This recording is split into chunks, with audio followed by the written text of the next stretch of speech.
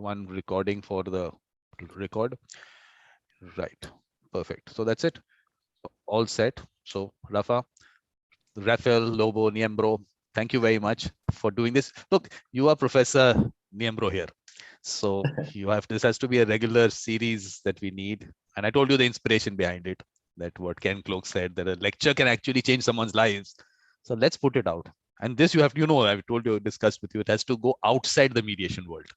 Those people who we can inspire and they can take it up, whatever way they take it up. If they take up mediation as a profession or they take it up as part of their life, whatever. So that is the thing. So thank you very much for coming in. Well, thank you, Vikram, and for having me again, taking the risk again. And, I always have a good fun and a good time speaking about mediation because it's my passion, it's my life, and I like to connect with some of the people that is watching, this space that you create. I always want to congratulate you for the effort, the amount of time and work that you put on this. And I think the world of mediation needs more Vikrams in this world, to share and to spread the seed of mediation. You wanted me to be talking in English and Spanish. Which one you want to go first, English or Spanish? Look, if you do go with English first, at least when you speak in Spanish, I know what you're talking about. All right, good. That's a good idea. So why we don't start with a little presentation on what I'm going to talk about today. And as you said, something about not just what it's a mediation about. This is not a training course on mediation or to make mediators out of this. This is just a regular chat between friends to share some experiences, some thoughts, some ideas, and based on my life or my experience as a mediator in the past almost 25 years in my life, my professional life. And as people said, sometimes one image can speak more than 1,000 words. So I will use some images to follow and to have this conversation with you and your audience.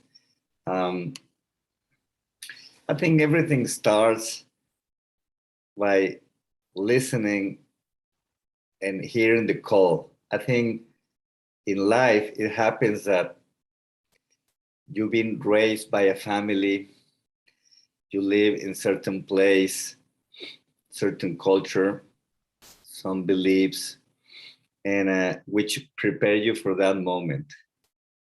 And I come from a family who is strongly involved in service to community.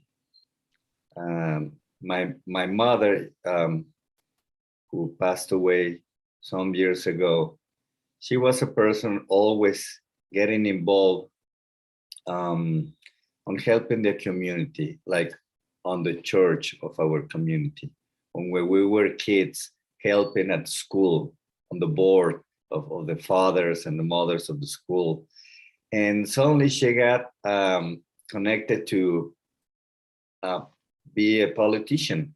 People start to ask her to try to build a democracy, which we didn't have at that time in the 60s and the 70s. So I have that example coming from my mother and also from my father's side too. My father just turned 90 years old, and he has been involved in the Boy Scout movement for the past more than 75 years of his life. Maybe he is the oldest Boy Scout in Mexico at this moment, active and alive. So that was a big part of my life too. So I'm telling you all this because this is part of my background and who I am. And there's a moment in your life when we all get this call, early in my education, I decided to become a lawyer because I believe in justice and some of those values and principles that they were there in my house, in my family. Something happened on the way, as it happens in life, that you kind of feel lost. You're young, you make decisions. And I was wondering if I took the right decision when I started to become a lawyer, right after I finished law school. And so I tried different activities as a lawyer. I was working for a law firm. Then I went to a public service as a lawyer too. And in a way, be a lawyer, it's an activity to help people in the beginning to solve a conflict. And in public service, as the word says, service, is to be there to help people as well in other things or issues that they have to manage in regular life. I really enjoy public service, but I knew that I wasn't going to be there for the rest of my life. Even that it's a good opportunity to be there and to build community and do many things for others. There's always politicians involved, which means that every time they have elections, you don't know if you're going to be out of job. So suddenly that day came to my life. It came from my mother. She was taking this training course to become a mediator with one of my brothers. And once she was there taking this course, she said, you know, I think this is something good for Rafa. And they invited me to the next training. So we finished at the end all together as one of the first generations of mediators here in Monterrey, Mexico, which is in the northeast part of the country, not far from the border from the US, from the state of Texas. And that was my call. Suddenly, everything was so clear. It was like one of those moments in your life that some kind of rainbow appears in front of you and everything is just so bright, so shine. It's like probably one of the most clear moments on my life that I make a decision ever since. Like, this is what I want to do. Of course, at that moment, there was nothing. 25 years ago, there was no mediation at all. There was no mediation centers, no regulation or law at all. I didn't know at the moment what I was exactly going through, but it's one of those moments that you have this clear view of what is in front of the horizon for you. And I decided that I want to do this for the rest of my life. So at that moment, I was working on a municipality, and I started to think why we don't do a mediation center and help people in the community to solve on the regular basis of a day-by-day conflict that appears between neighbors, for instance, which was one of the main issues that came to a municipality. And I was talking to the mayor at that time, who used to be my boss on the past administration. She became the mayor, and it took me like a year and a half to be running after this person to make it understand and in a way to sell the idea. And after negotiations and struggling, she decided to go forward and to go with this idea of having another service provided by the local government, such as a mediation. And when I say mediation center, at the beginning, it was only me. It was only me and a secretary to take the calls. That was the entire center. So it was funny because I was the director directing no one, because I was all by myself doing everything. And actually, running two offices at the same time. See, the conditions that they put on that negotiation, at that moment I was in charge of the External Affairs Office, which makes the Mexican passports for the federal government from a municipality office. And it was one of the best offices ranked in the top 5 on the country. And they say, we don't want that office to fall. So can you do both? And I was like taking the challenge, saying, yeah, sure, why not? Because I know this was my chance. In a sense, I thought if I start to do a mediation, I'm going to open a new field, and this will be my way out from public service, to be my own boss. You know? And I thought this is maybe going to take me, I don't know, 5 or 6 years. And then after that, with all this experience, I can go out there. I was mistaken, as it happens. It took me only a year and a half. A year and a half after we opened the mediation center, but at the time we didn't know we were opening the first mediation center in Mexico, even before the tribunals. I mean, it wasn't as a goal like we wanted to be the first. It just that happens like that.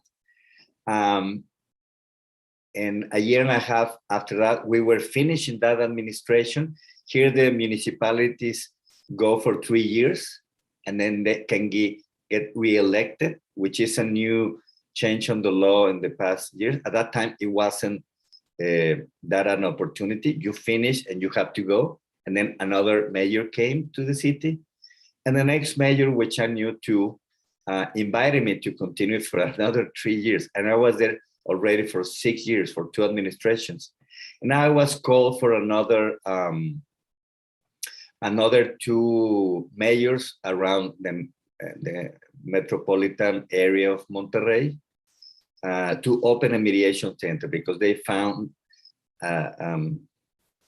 they thought it was a good idea to follow the steps of that municipality and to bring that idea to solve community or neighbor conflicts of those municipalities. And I was in between also one of those moments like, where should I go? Should I stay here, make a career as a public servant in this municipality, gain more years and experience, or go to a bigger and 10 times bigger city, which is the capital of the state? And I was talking to a friend who just passed away a few years ago.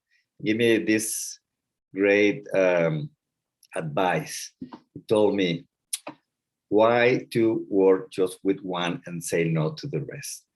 Go on your own, be a consultant, work for everyone.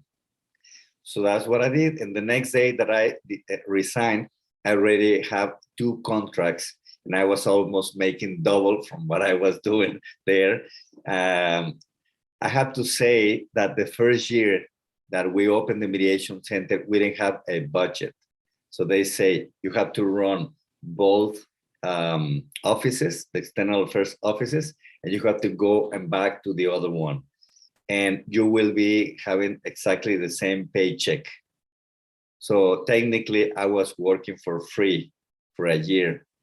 I'm saying all these things, it's not because I want to look like some kind of martyr. It's just an example of the things that require and the effort sometimes you have to do if you believe in something. If you have this clear goal from, you know, something that is coming to your life and that is so strong, so powerful, like a lighting bulb that appears in your life as it happens to me, and you're just willing to do whatever it takes to make it happen. So that's how it started to me. I was just being lucky to be on the right place and at the right moment at the beginning. And then as a gift that I took, try to start and develop a project. Rafa, before you go further, I just want to introduce you to Isabella. She speaks Spanish only. She speaks Spanish, so you have to speak to her in Spanish. And okay, well, if you want, I can go all the way down in English. And Yeah, then yeah, I yeah. will Totally on the listen. totally on the. I'm Right. just saying. I just wanted to introduce you so that at least we have a student in the class. So you should meet the student in the class, but you'll have to speak to her in Spanish. Sure. And I don't know if she understand what I'm saying. Where are you coming from? In Spanish. In Spanish, you'll have to ask. She's in Chile. Ah, She's in oh, Chile. hola, ¿nos está siguiendo desde Chile, Isabela? Sí. Hola, ¿cómo estás? Muy bien. Voy a acabar mi Besito para presentación. los dos. Voy a acabar Sí, mi no te presentación en preocupes. inglés y después de eso regresaré al principio y lo haré en español. Perfecto. Para que Vikram sea feliz. So Vikram, to make you happy, man. I will do both. Okay. Yeah. Thank you. Gracias por estar aquí. Thanks for being here. Yeah. No, Gracias So, a really, ustedes. she's really passionate about mediation. So I said people who are passionate should come in and see be part of it. Yeah, please. Well, I'm sorry. Yeah. Bienvenida. Welcome. So the next thing is, I think when you have an idea and you have this burning desire to do something, you have to dream big. Because you don't know where this is going to take you. And this is maybe have been the ride of my life, of my professional life, mediation, because it has been taking me to places that I never thought I was going to be. Maybe this is also coming from the beginning. So I remember my mother telling me, you know, you have to learn other languages because one day you will be traveling. And also when we were on the table and I didn't like some kind of food, she said, no, you have to eat everything because one day you will be traveling. You will be having other meals from other cultures. And there's no way you can put this kind of face and say, no, I don't like it. So I don't know how, but in a way I was getting prepared or trained by my mother to think big, I heard somebody say something like, you have to, you know, to take an arrow and throw it all the way to the stars. Even that at the end, maybe you will end in the moon, which is not a bad destination. So we have to point as high as we can and to dream big, and the things can be done and things can happen, and they will. But the first thing is you have to believe, to have this strong burning desire to do something and to think that you can change people, that think that we can solve conflicts, and in a way to add to a new and a better culture for humankind. At the beginning, you start to think in a city, a municipality. Then you start to think that you can do something for your country, you know, and suddenly there's something you can do and impact maybe outside of your nationality, outside of your culture, outside of your land. Yeah, I think it's we all have dreams, and we need to think what it takes to make it happen. So one thing that we cannot afford is not to dream. We have to have this desire to make things better. Since I was also a Boy Scout, as my father is, the founder of this world organization, have a book, Scouting for Boys. And the book says something like, we need to leave this planet, this earth, in a better conditions than how we found it. And I was raised there for over 22 years of my life. So it's on my DNA, in a way, to think on things like that can happen. And when that we have a mission to accomplish in life, that we have a purpose. And I think that, yeah, we need to have big dreams so they can come true in a way. I think it's important to plan in the long term too on things, and that, which means to take risk, to invest, to preserve many things that that takes once you have a big dream, you found out, as it happens to me at the beginning, that you're all by yourself, which means to be a pioneer and what it takes and the price sometimes that you have to pay. Because I have to say that at the beginning, I was found myself like some kind of Don Quixote de la Mancha, you know, all by your own, like a crazy old man yelling in the desert, because there was nothing at the beginning. And it's like the first pilgrims in a land that, you know, there's nothing there, but it's full of opportunities at the same time, you know. Being a pioneer, have some, you can take some advantage out of that because there's nothing done. And you also have the responsibility of being a pioneer for the other generations. You have to consider that we are not eternals, and we are here just for a period of time, and we need to prepare who is coming, as we took, you know, from who other generations left, what they left to us, and to and at the end of the road to cut and make numbers and to have either red or black numbers on your account of life. And it's not just about achievement, it's just about what we have done during this time. So I found myself many times being the first, not because I wanted to be number one, just because I was there again as an invitation on life to be opening the first this, first that. So I found out after some years I have many number ones, like the first Mediator being certificate, or the first training here, or the first program on a school. So I have found, and it took me some time to understand and to embrace that idea. Because at the beginning I was saying, what am I doing in a school? What am I doing? What do I know about a penitentiary system? I'm just a regular lawyer, you know. I am not an expert on anything. I know a little bit about mediation, and that's what I bring there.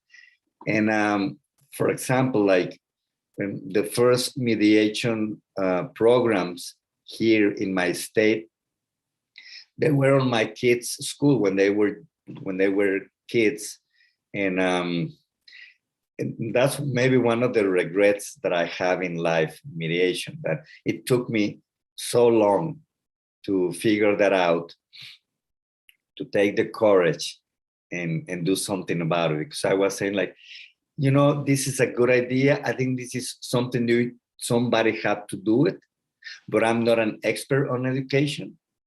I can connect you with people who knows about mediation schools, and just never happened. And then I found out that one of my students, some years after that, was already running a mediation program on a school. And I found like, these people knew about mediation through me, and I'm not doing anything about it. And I had the chance, at least, if not, even that I was dreaming and have a big dream, or dream big, trying to do something on the entire scholar system on my state, which is like 5,000 schools in my state. And I was visiting every single minister of education of the state. And as a good politician, they always tell you yes, but they never say when. And suddenly I decided to think big, but act locally. And where I have a more way to have some influence, it was on the school where my kids were at that time, on elementary school. So again, it took me like a year to convince the director of the school to run a mediation program. Of course, also on a pro bono basis, because many other things that you are going to do if you're a pioneer, it's like when you're selling a new product on any activity. Let's say that you're selling a new soap. At the beginning, you give examples for free. And once they like it, they say, I want more. And then they start to buy it. And I think it's the same way for other things. And mediation is not an exception out of that. You have to invest. You have to do things for free.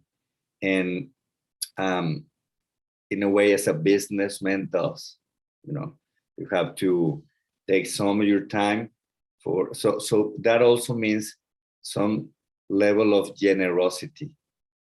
The world needs more generosity.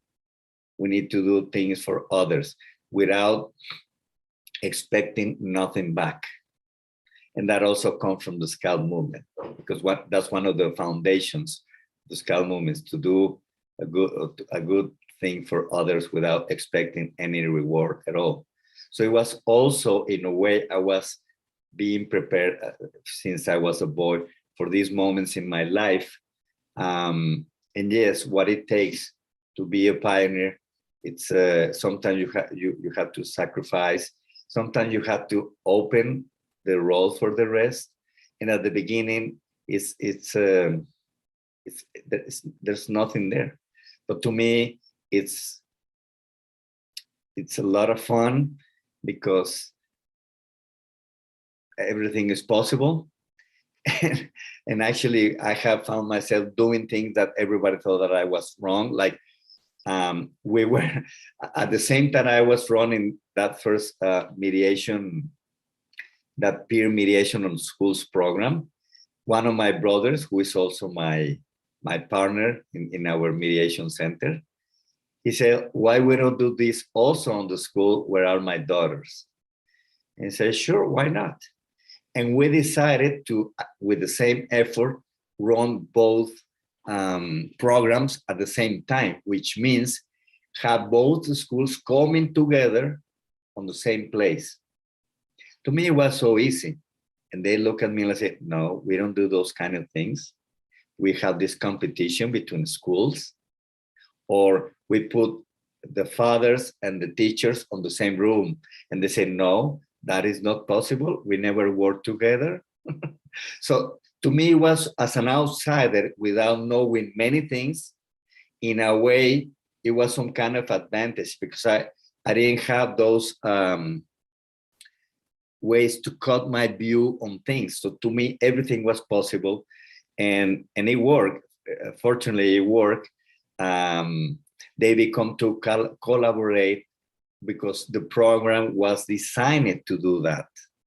Like when we were making the first handbook for schools, since they were experts on education, and I am not, I asked the teachers to build the handbook for the boys. And I separate the modules from ones they were made by one school and others from the others, and then they have to share to complete the entire thing. And they have never worked like that in the past. And they found that so interesting, and to share the experience from one school to another, for instance. So many things starts to happen when there are no rules, and where there are no expectations, and there are no things that tell you this is how things have been done here. So yeah, being a pioneer takes many efforts, but also a lot of opportunities. And yes, you have to invest and take some risk. After some times, things, they don't get easy. Nothing is for free. And you start to knock doors, talk with people in order things to happen. And then you find out that if you want to live out of this and survive, and not to die in the way as a private mediator, because I thought at the beginning that, sure, this is something that's going to work. I'm going to open my mediation center and do mediations every day. And I found out that it takes longer to do that. And if I want those things to happen, I have to build the stair to climb. I mean, because there was no stair at all. And that takes to be constant, to prevail, to persevere, to keep the fire alive even in the darkest moments. Because sometimes, of course, you get disappointed that things, they don't go on your way on the time and as you wish, because it's not like everything depends on you. And you have to recover, and you have to keep the faith on what you are doing. You have to remember who you are and the reasons why you are doing what you're doing, as in other things in life. Because I have seen many people come into this field, and I think sometimes people sign it for the wrong race. You can sign for a 100-meter race, which is about speed, or you can sign yourself in a marathon for 42 and something kilometers. And they're totally two different races. This is like running a marathon. So it's not like, this is not like microwave popcorn that is going to be ready in 5 minutes or 2 minutes or whatever it takes. You know, this is maybe more like in the old-fashioned way of doing popcorn that I remember when I was a kid, taking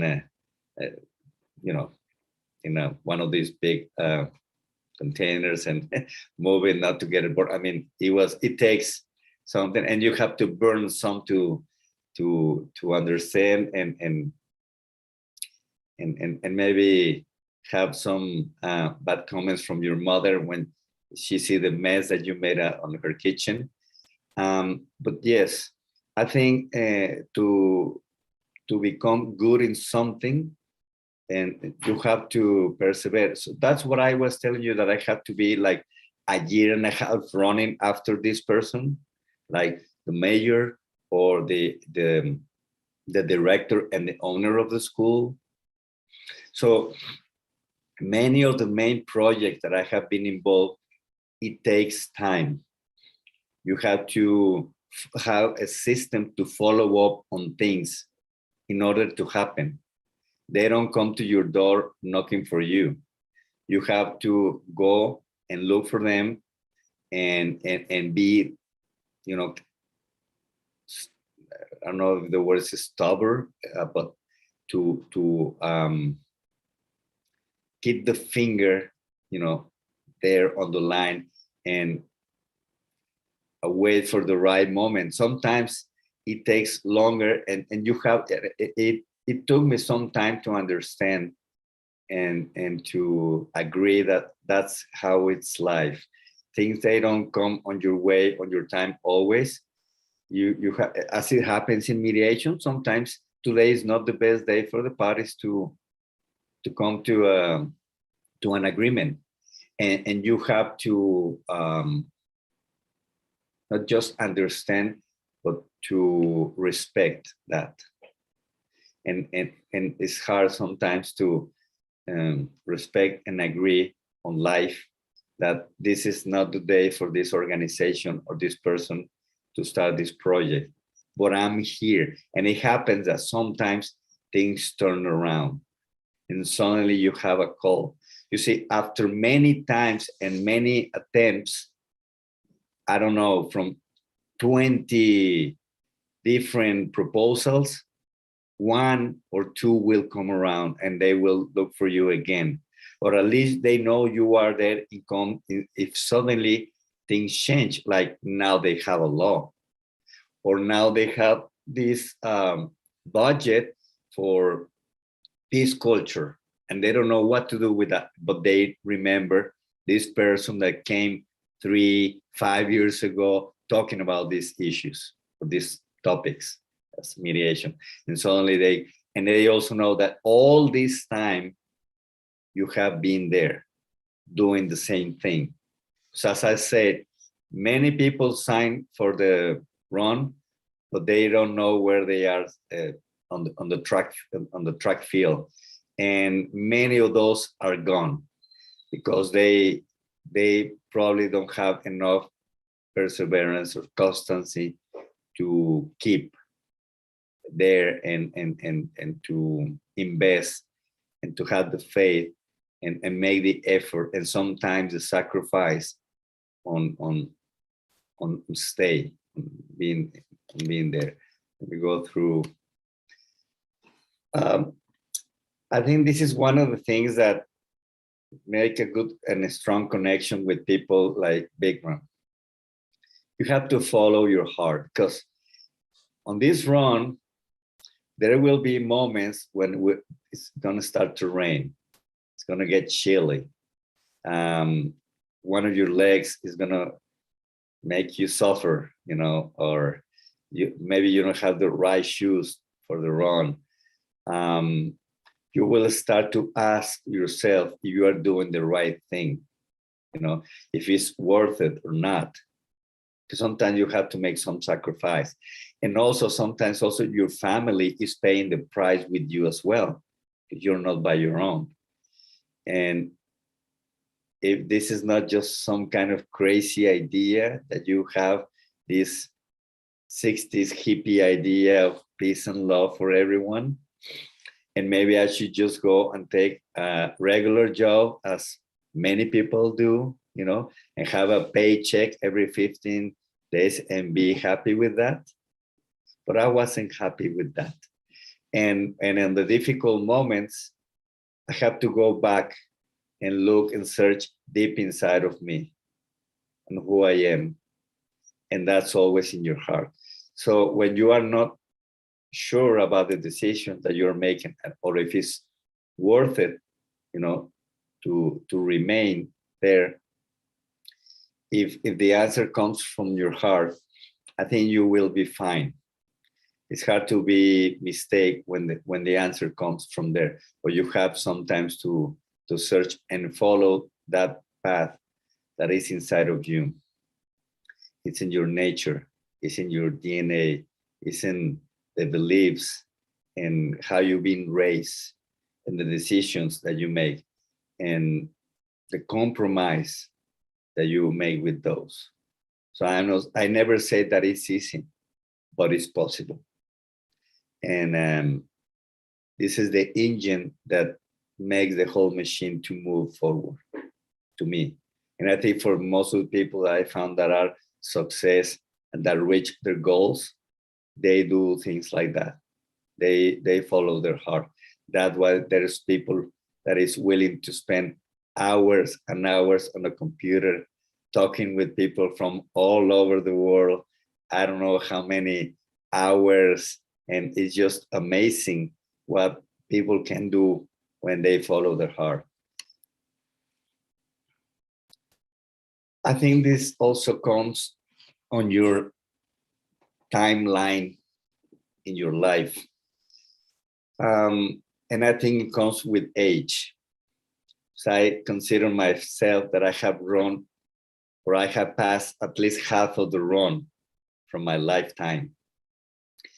And you start to think better where you invest your time and start to think and act strategically.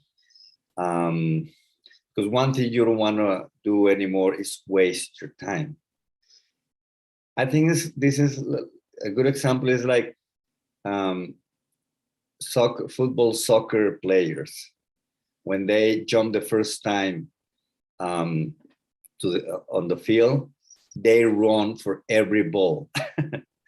And as time goes and physically you're not maybe in the best shape, you decided to step in a more smart way on a position where the effort and the running that you're gonna do, you really decided which ball you're going after, and you start to decide which are the fights that you're gonna fight and how you're gonna invest your effort, your time, your resources, your connections.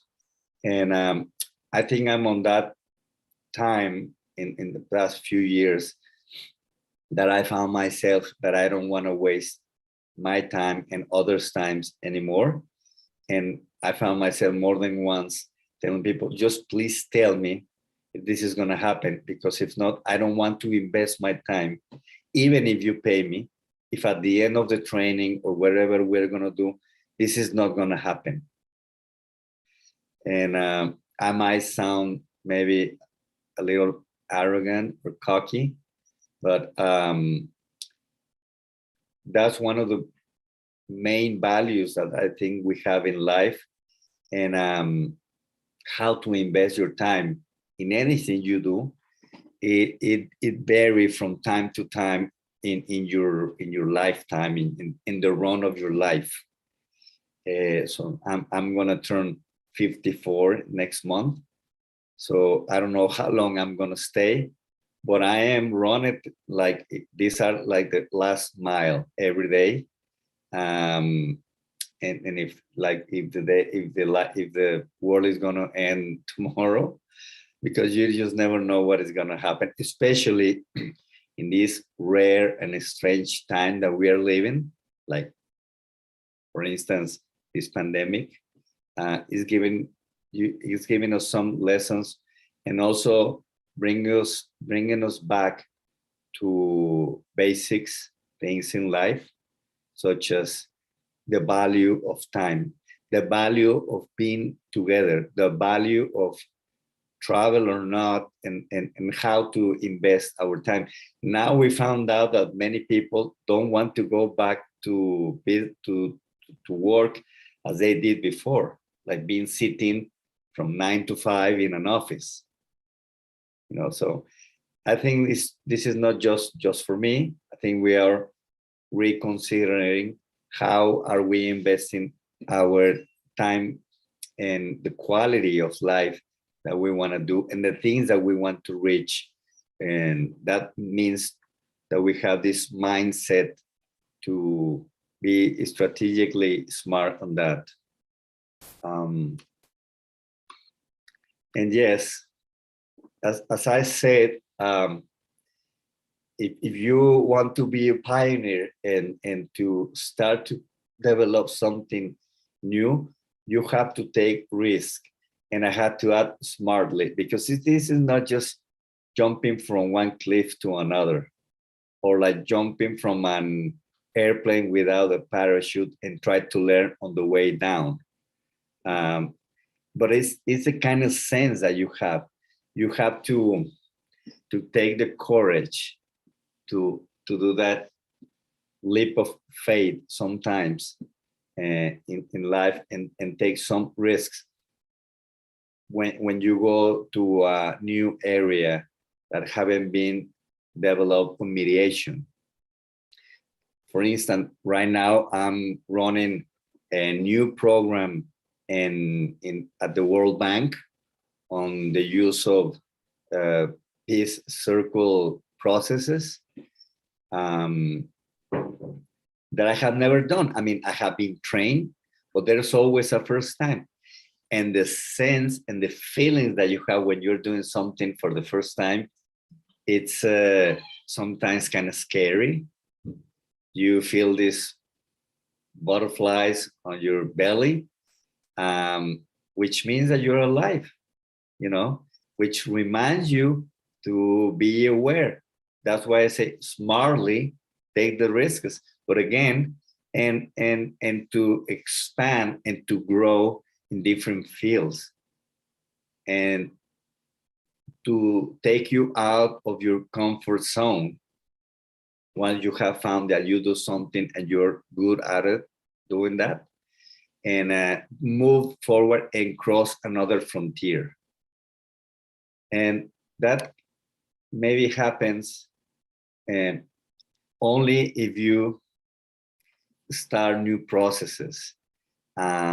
I found myself in different moments in my life that I was more creative than I thought, and think that things can be done and have been possible, and do it in another way.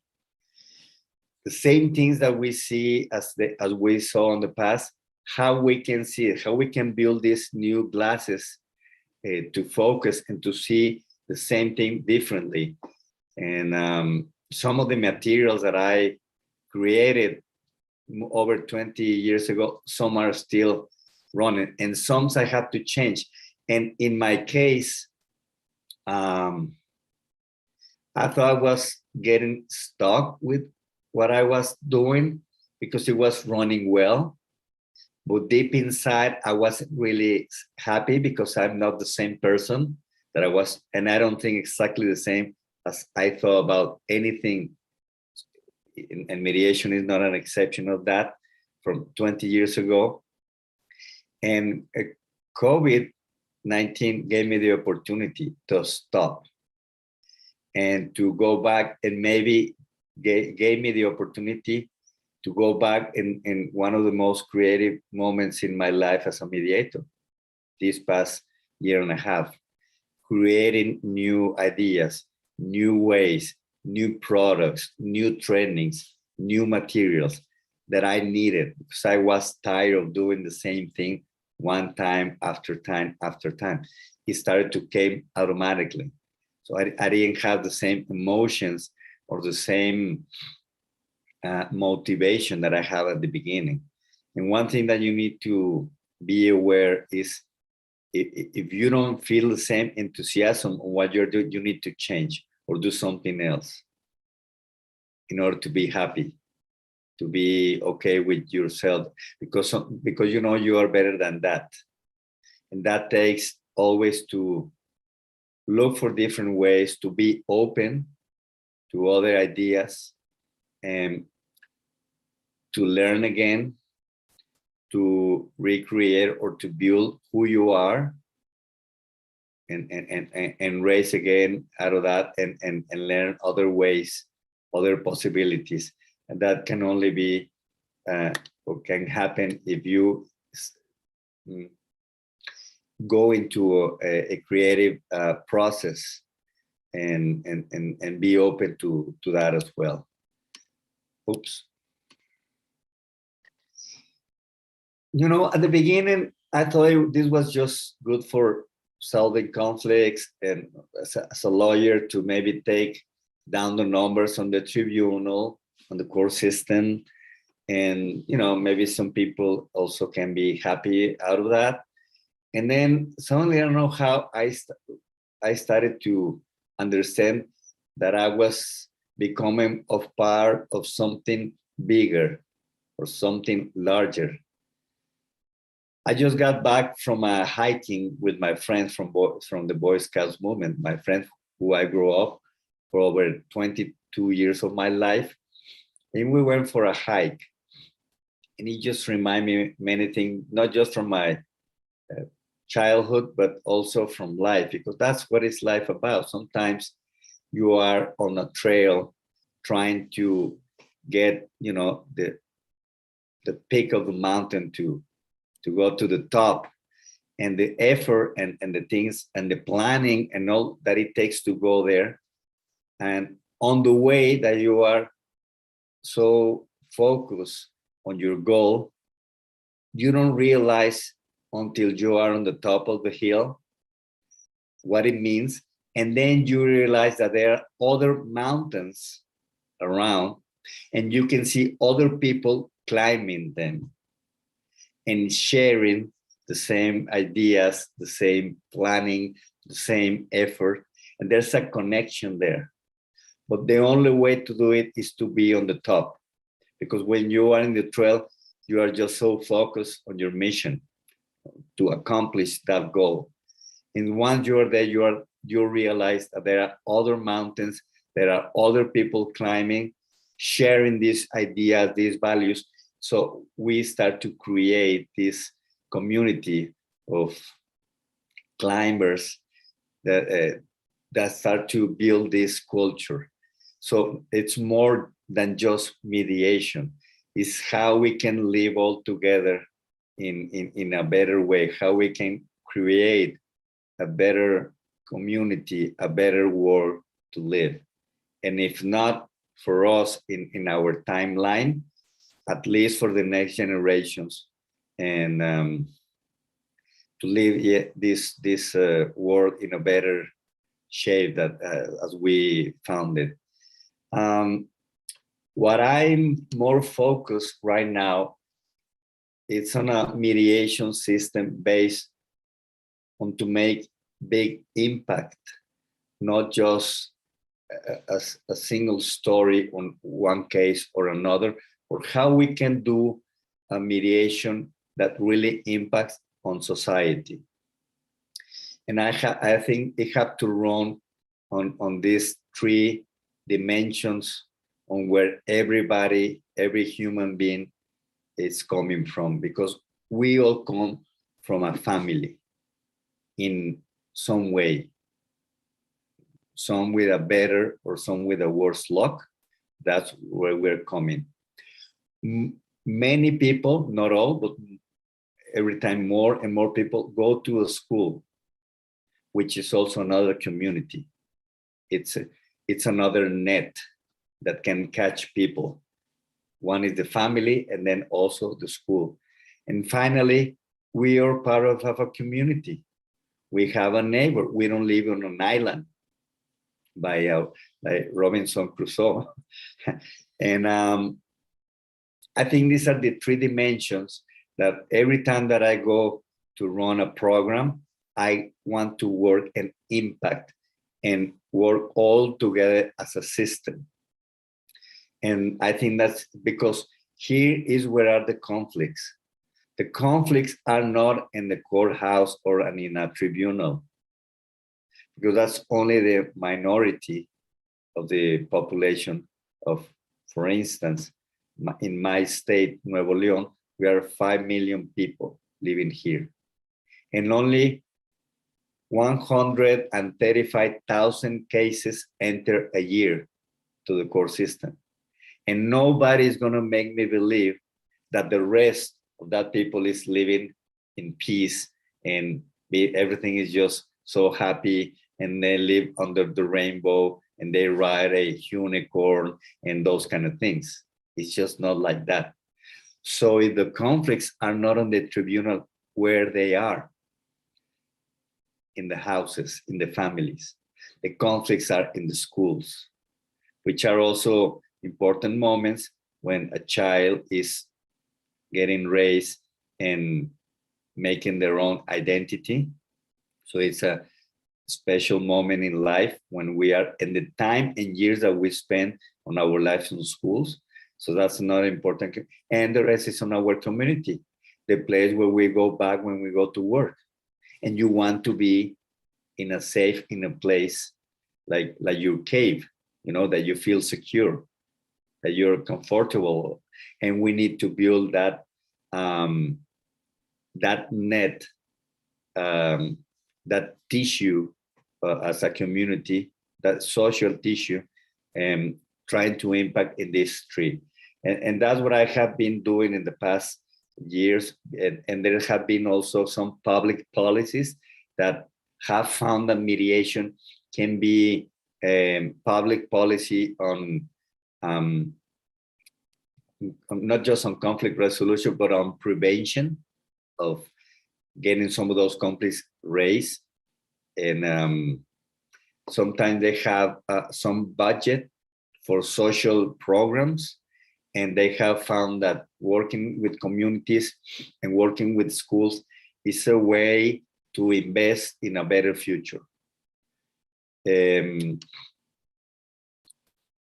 finish, I have to say that you have to be open, because you never know what is going to come to your door. It took me some time to understand, because I thought I was only a lawyer, and that was all my possibilities. And I was denying the opportunities that came to my door at the beginning, because I know in a school, what I'm going to do in a school, I'm just a lawyer. It took me some years to understand. Or what am I going to be doing in a penitentiary system? Like now, we work in 4 different penitentiaries on the state of Mexico, which is on the center of the country.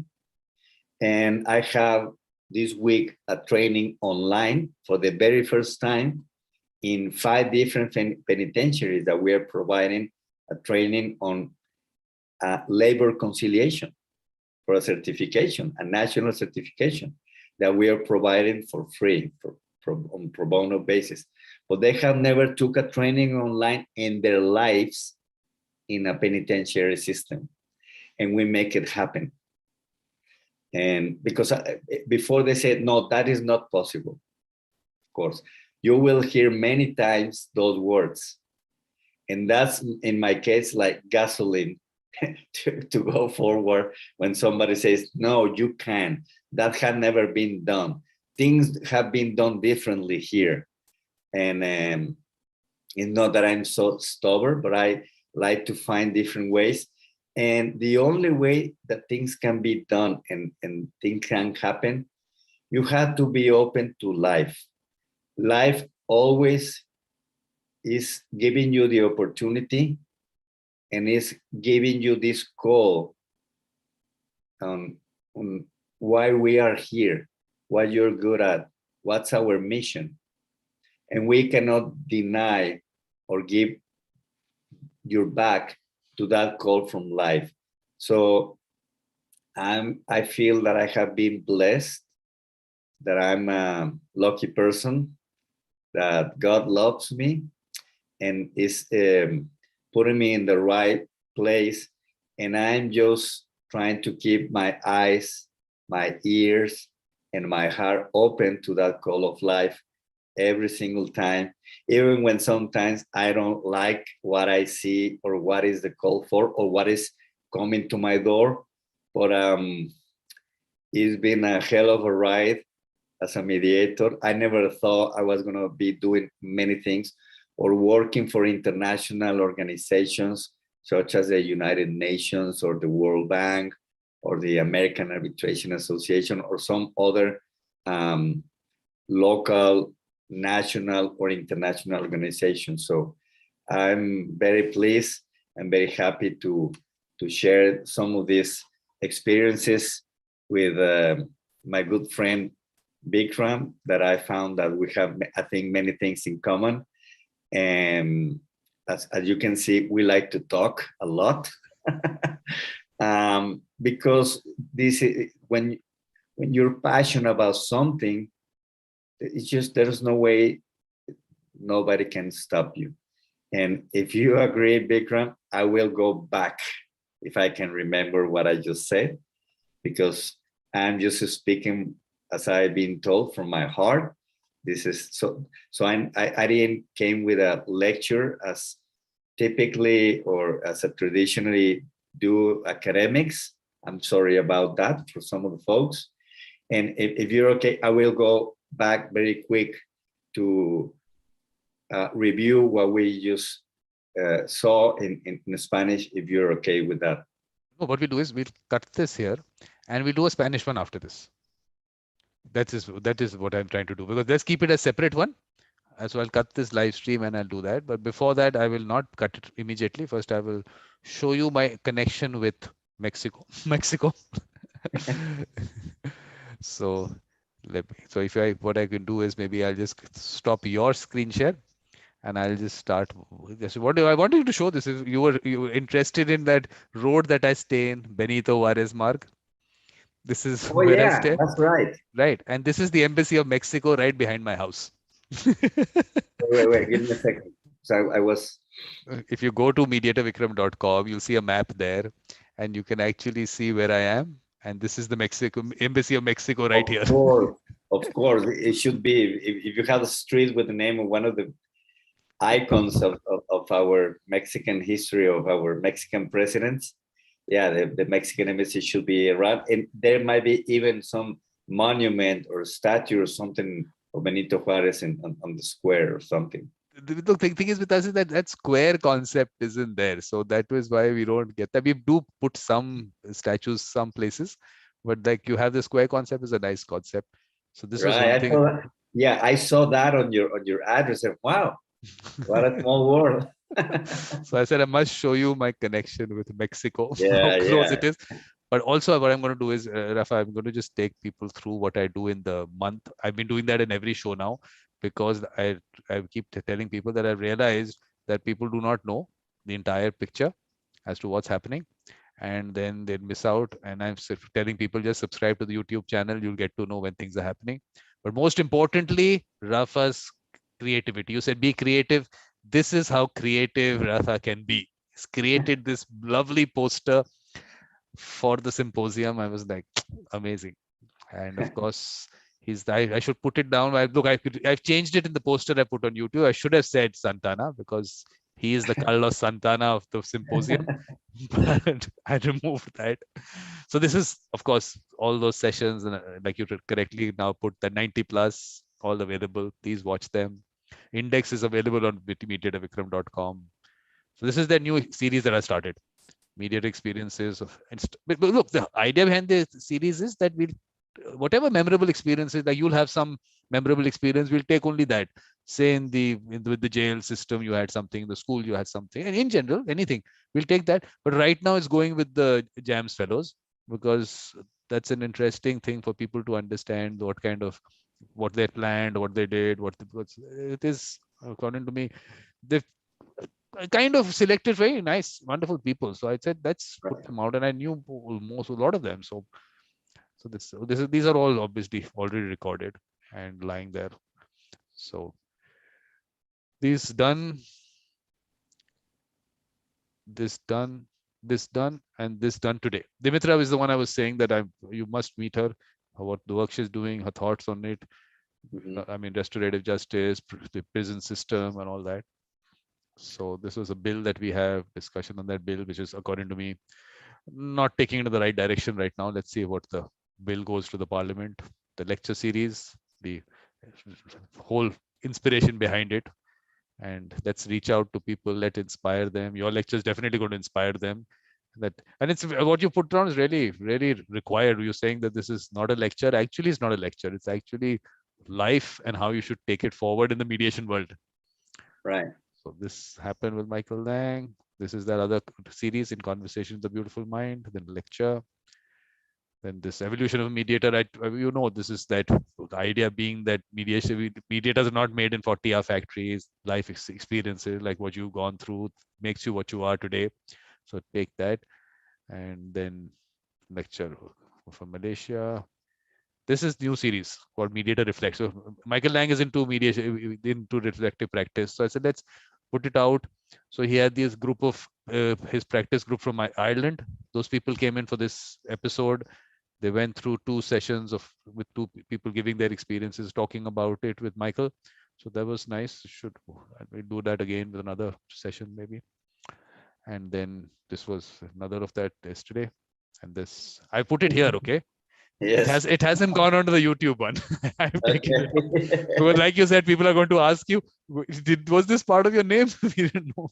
That's my nickname for Vikram Academy. Yes, exactly. So it stays here only. And I earn it. Yes. This is the one that's coming up on Saturday. And then we have this on the last day of the month, celebrate mediators, their birthdays. And you must come for that. Last time what happened was there were a lot of people from the Chile, there was Paraguay, there was Peru, and they don't speak Spanish. They only spoke Spanish. And so we had to use Google Translate and on a real-time basis. So you must come. You should help people talk to each other also. So Rafa, thank you very much. We'll just take it after this on Spanish. I'll cut this and then we'll take that because we should have it as a separate thing. So thank you very much. Well, thank you, Vikram, for the invitation. So here I go again.